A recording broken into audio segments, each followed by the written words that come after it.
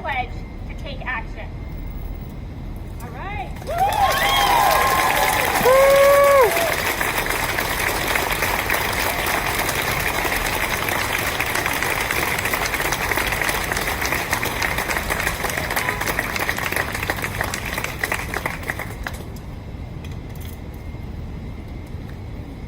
You got this?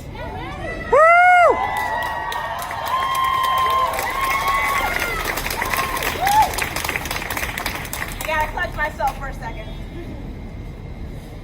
My name is Dr. Amanda Calhoun, and I am a pediatrics and psychiatry intern at Yale. But long before I was a doctor, I was a black person in America. And this white coat does not protect me. This white coat does not protect your black colleagues. We are scared every day. We worry about our families every day. And we are hurting every single day. We all are here today to stand against police brutality. But we are also here to stand against racism. We are also here to stand against anti-blackness. If you are here today, you have already mobilized, and I appreciate you, and I welcome you. You made it. If you are here today, you are standing with us activists in this fight. If you are here today, you're saying, enough. Enough murdering of black people. Enough modernized lynchings of black people. Enough systemic racism in the medical system. Enough being silent. Enough.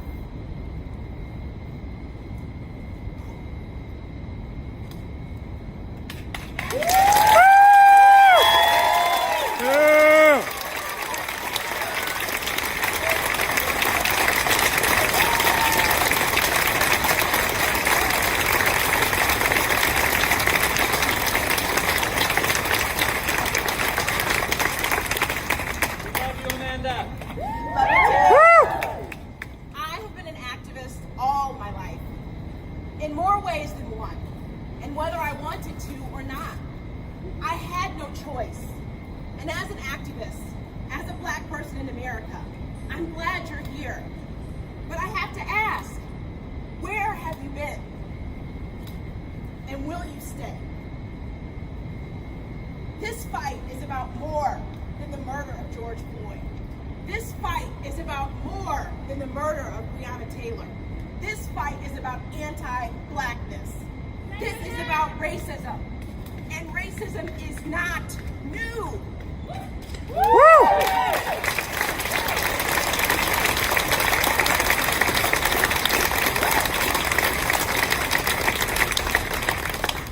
Innocent black people getting killed with no repercussions given to their white murderers is not new.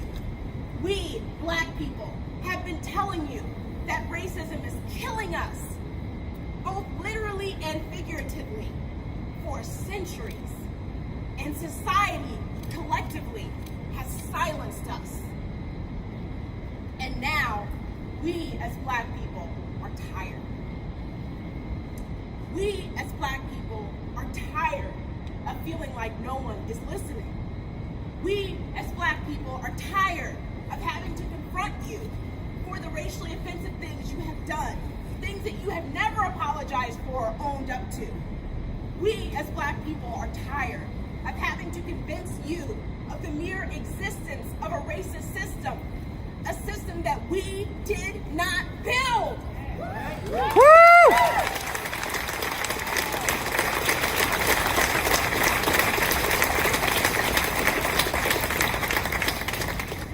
Let's talk about Yale for a second.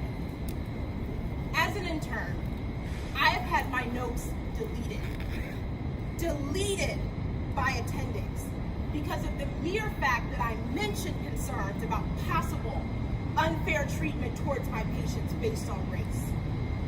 I have had colleagues tell me never to mention racism to my black patients because it will throw the medical field under the bus. I have had senior residents deny that a black patient was experiencing racism in real time because, well, tell me that. Let me tell you something. All of your Black patients experience racism. All of them. It affects every aspect of our lives. And if you have not had your Black patients tell you about the racism they experience, it is because they do not trust you. Woo!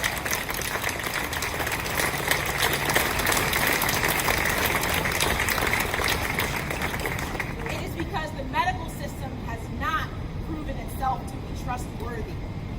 But my patients, they tell me. So what can you do? Well, for one, you can listen to me rather than brushing off my concerns. And for two, you can start naming racism, naming white supremacy, naming anti-Blackness, and letting your patients know that they are real issues that you as their physician care about and that you know are affecting their health. And when they tell you about their experiences, when they open up, you can listen, even if it means you must change your own behavior. I hope you will come to understand that being racist is not just about coming to a protest after a blatant murder has already happened. I hope you will begin to understand that being anti-racist is also about standing up for your Black colleague when they are continuously confused with other Black colleagues. I hope you will understand that being anti-racist is about standing up for issues on rounds to your attending if they affect race and racism. I hope you will understand that your patients will never, ever tell you about the racism they experience unless they trust you. And you have to earn that trust. You have to tell them that you are a safe person for them to talk to, and you must listen. And finally, to my superiors and to the people in charge of our medical education, I hope you will not continue to teach us about medical disparities between Black people and white people without acknowledging that these disparities exist because of 400 years of racism and white supremacy structures.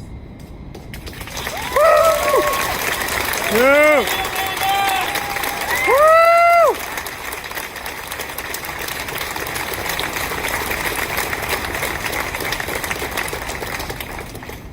I hope you will not teach us to treat sickle cell patients without also teaching us about the long and documented racism and differential treatment directed at Black sickle cell patients.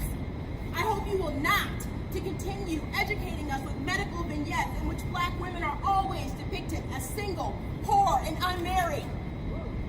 I hope you will not teach us about substance use disorders without mentioning that while white people actually do the most drugs, Black and brown people are the ones mostly in jail for drugs. Woo!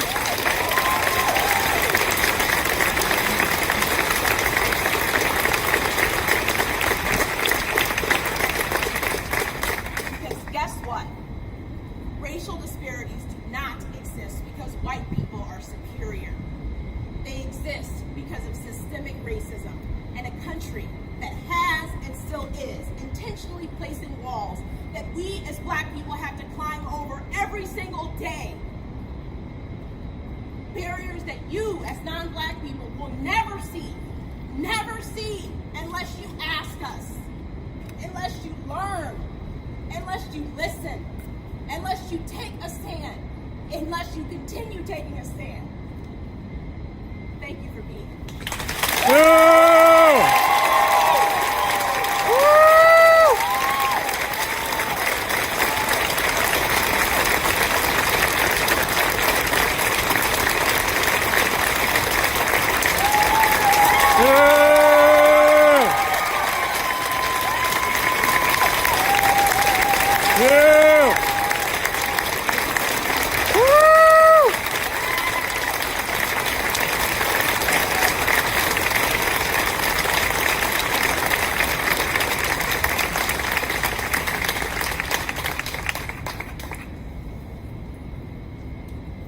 My words are not nearly as important as the words that we just heard, but I'm going to close before we have our moment of silence. My name is Tanya Murtha, and I am a pediatrician. At Yale and in medicine, we strive to care for every life without discrimination. And we know and believe that Black lives matter. We have often failed at this ideal. But we are here today to stand in humble solidarity with our Black colleagues and our Black patients who have endured immeasurable suffering, to commit to helping and improving the health and lives of all Black Americans. We are here to listen, and we are here to learn. I know I have much to learn, and we are here to lend our voices. I want to thank you all for coming and showing your support in this moment, and I echo Dr. Calhoun in encouraging you to continue that support. I ask you now to kneel and spend the next minute in silence, in recognition of all of the voices who have been silenced simply because they are Black.